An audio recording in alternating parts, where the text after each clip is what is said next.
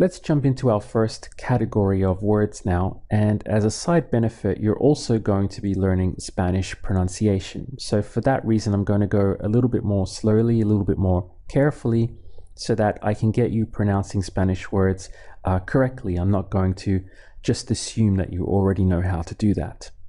Now in this category, we're going to look at English words ending in IBLE, like possible.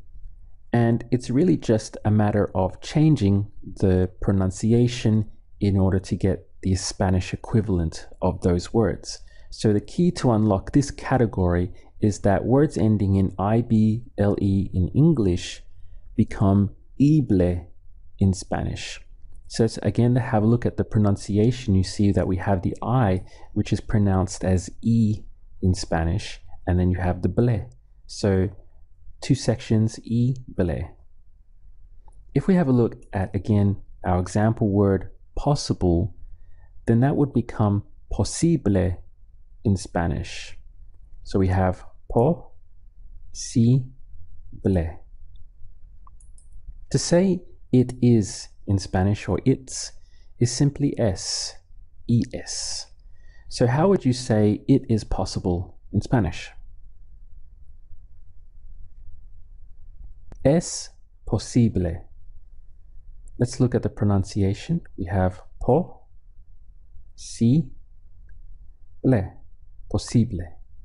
Remember to pause the video and to answer out loud in order to give yourself more time if you need it. To say it is not or it's not in Spanish is simply no es. So we have es for it is and no es for it is not. How would you say it is not possible? No es posible. The word flexible ends in IBLE. So try to say flexible in Spanish.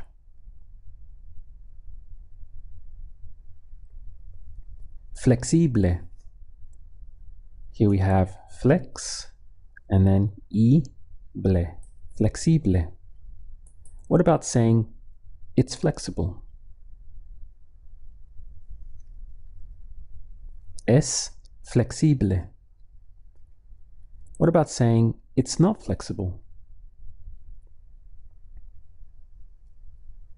No es flexible.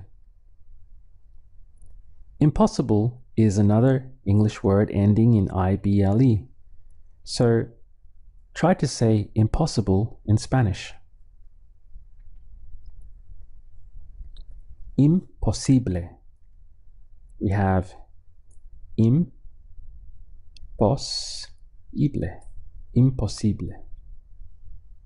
A very useful little word in Spanish is así, and you notice that we have an accent over the I. So that's telling you in the spelling where to put the stress on that word. So it's not así, but así, because we have an accent on the I. So the stress comes where you see the accent, así. And así in Spanish means a lot of different things. It can mean like this, like that, can also mean this way or that way. So how would you say it's impossible that way? Es imposible así. Terrible is another English word ending in IBLE. And I would like to draw your attention to the fact that the spelling has a double R. And in Spanish, when you have a double R, you try to roll your tongue. Okay, so you roll the double R. So the word terrible in Spanish would be pronounced terrible. You can hear how I tried to roll the R. Terrible. Now, if you were to say terrible without rolling the R, you would still be understood without any problems. So the rolling of the R is not essential to be understood in most words. However, if you want to go for like the most authentic pronunciation that you can. Whenever you have the double R in Spanish, always try to roll the R, so it would be terrible. So knowing that, try to say, it's not terrible.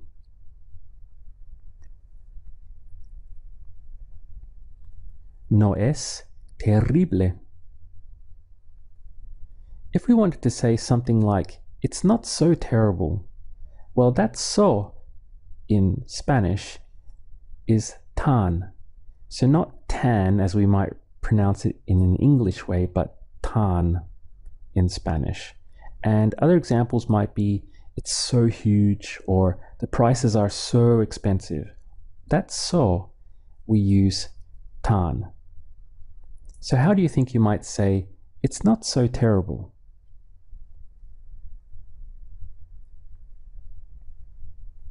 No es tan terrible. Here's another word ending in IBLE, horrible. And again, we have the double R, so you're going to need to try to roll that R. And there's a third thing that we need to be aware of here with pronunciation. The H in Spanish, even though it's part of the spelling, is ignored in the pronunciation. So when you think about it from purely just pronouncing the word, you can actually think of it like that, without the H. So try to say the word horrible in Spanish.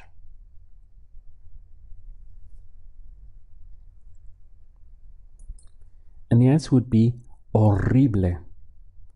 So again, I ignored the H and just started from the O. Horrible. Horrible. Compatible is another English word ending in IBLE. So try to say compatible in Spanish.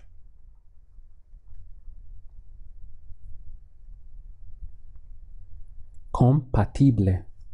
Let's break it down again. So we have compatible. Compatible. How would you say it's not compatible like that?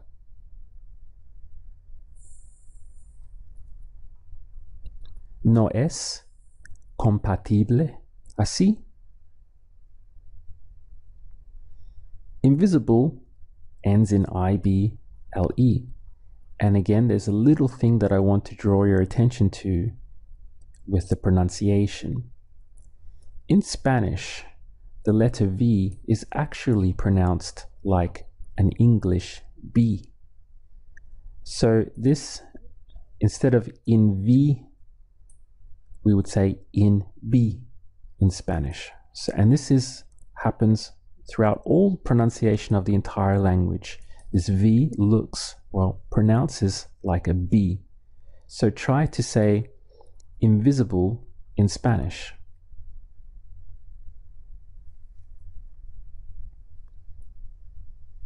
Invisible. Can you hear how that became like a B? So we have in visible, from invisible to invisible. The word convertible obviously ends in IBLE, and we also have the letter V in there as well, which, as we know, we have to pronounce it as though it were a B in English. So try to say the word convertible in Spanish.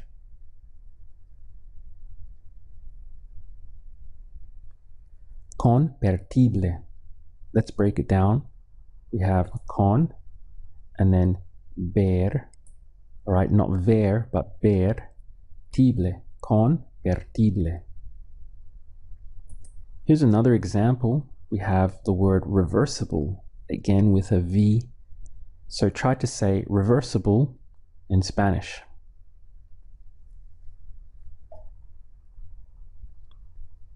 Reversible. Let's break it down once more. We have reversible.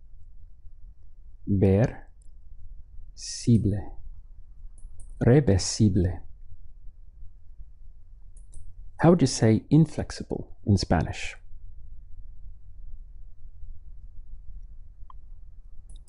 inflexible. Now I realize that some of you would have found those little changes in pronunciation to be challenging, but I don't want you to be discouraged by that in any way whatsoever, and I'm going to tell you why. In Spanish, the pronunciation is very even throughout the entire language. It's not like English, where actually our pronunciation of words is a real headache for people that are learning to speak English. It's one of the biggest frustrations of learning English is the pronunciation. Spanish is very uniform. The rules don't change. They stay the same throughout the entire language. So once you learn that a V should sound like a B, or that the two R's together should be rolled, things like that, that doesn't change for every single word in the language. So you learn it once and that's it. The second thing is that we're going to be going through hundreds of words and pronouncing hundreds and hundreds of words. And over the course of these lessons, you're going to find that Spanish pronunciation very quickly becomes automatic and second nature to you. So even if you find it a little bit of a challenge right now, remember that we're only just taking our first little baby step into the language, and that very quickly over time, as we do more and more words, you're going to find that it really becomes a cinch. So if you found it a little bit challenging to do these differences in pronunciation, please don't let that discourage you or in any way convince you that you're going to find learning Spanish to be difficult. The next thing I'd like to talk about are false positives. Now, cognates are a fantastic way to give you a great head start with your Spanish vocabulary, because you really can add hundreds of words, Spanish words, to your vocabulary with very little effort and no memorization very quickly. But it's not a perfect system. There are exceptions to the rule and some words that do not fit in like the rest of the group. For example, if we would take a word like Bible in English, well, this is ending in IBLE. But if you were to apply the rule and say Bible, you would not be understood, because actually Bible in Spanish is Biblia. So it's an example of a word that looks like it should work as a cognate, but actually in reality it does not. Another example of a false positive would be collectible. So here we have an English word ending in IBLE, but if you were to say collectible, you would not be understood. You would get that classic kind of blank look from the person listening to you, because you just said a word that does not exist to them. Actually, collectible in Spanish is coleccionable. Here's another example, sensible. Again, we have ending in IBLE, and actually we do have the word sensible in Spanish, but that means sensitive, not sensible as we understand it in English. So if you were to say you were talking about someone and you said es sensible, then the Spanish person would understand that you were saying that he's sensitive, not that he's sensible. So now you'll find that there are a number of false positives in all the different categories of cognates. But the good news is that they represent very much the minority. So you don't have to be too concerned about them, but I just want to point it out that this is not a foolproof, perfect system that works for every single word. It works for the majority of them, but not all of them. But the number that it doesn't work for is so small that it's not worth us discarding using cognates to build our vocabulary, because it's so powerful and it allows us to build vocabulary so quickly. So if you just stick, first of all, in the beginning to the words that we cover inside the lessons, you won't make any mistakes with false positives later on.